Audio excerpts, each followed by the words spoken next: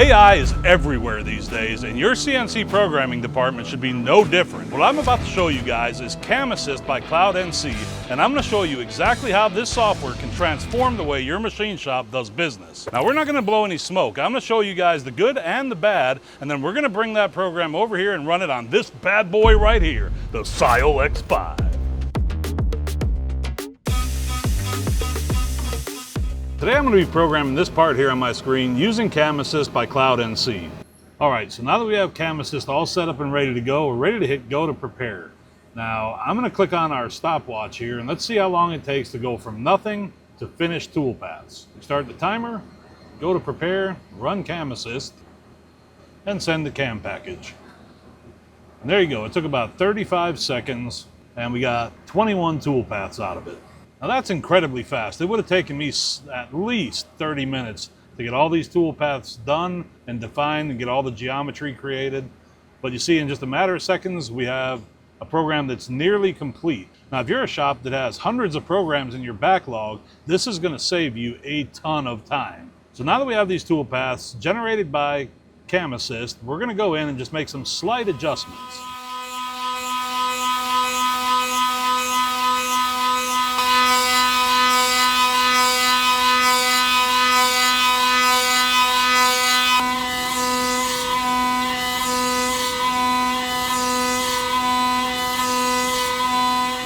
Even in that little pocket, we're still hitting 390 inches a minute. So right away, the thing I don't like about this toolpath is it's taking shallow depth cuts almost like you would with a high feed mill. In this case, I'm going to change that toolpath to use the full depth of the cutter and take a light step over. So what I'm going to do is I'm going to keep this initial toolpath constrained to inside of the part. Then at the end, I'm going to come out and do a dynamic milling around the outside and then finish using a ramp strategy. So we're going to go back into the geometry of that toolpath, and under toolpath control, we're going to select this as our containment boundary.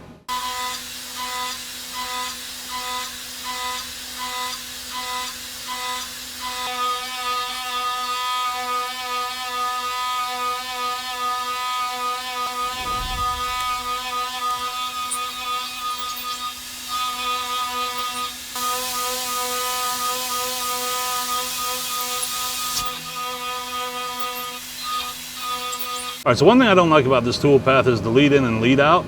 Even though they probably work just fine, I kind of want to enter outside of the part and then come in. So we're going to go into our lead in and lead out and make that 0.4. And there, since the whole pocket's already roughed out, the tool is going to plunge straight into open space and then finish the top of our part.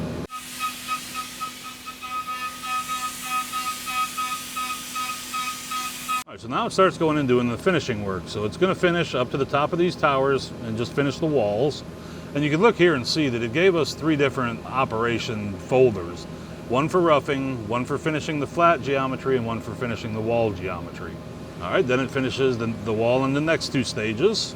Right now it's finishing just the back side of this island, but I also want it to finish the side. So I'm going to go in and select new geometry for that. And I want to make sure we're giving it a good long tangent lead in and lead out. All right, then it finishes the wall over here. I also want it to finish the wall of this ramp here, so I'm going to reselect geometry for that. Finishing the walls in the bottom pocket, finishing the outside profile of the island.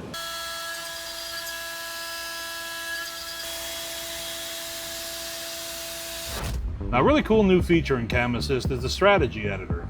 After CAM Assist goes through and decides the operations that it's going to want to use to make this part, you can go in as the programmer and you can edit things like the tool assembly that's being used.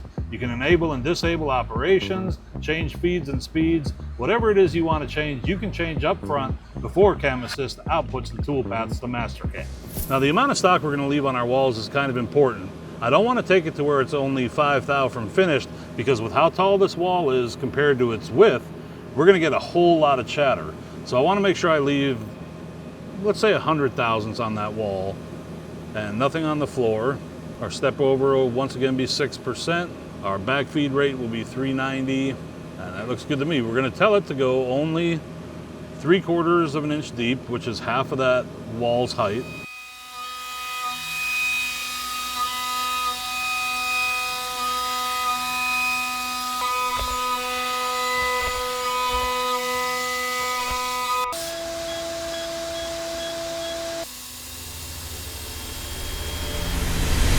And that's a wrap. So you can see in just a matter of a couple of minutes, I was able to get this part fully programmed, at least the first operation.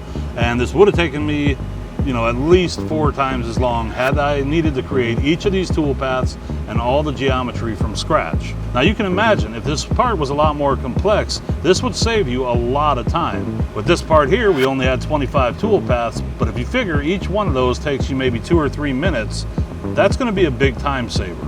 If you're in the market for a small machine like this with big capabilities, visit our website at titansofcnc.com.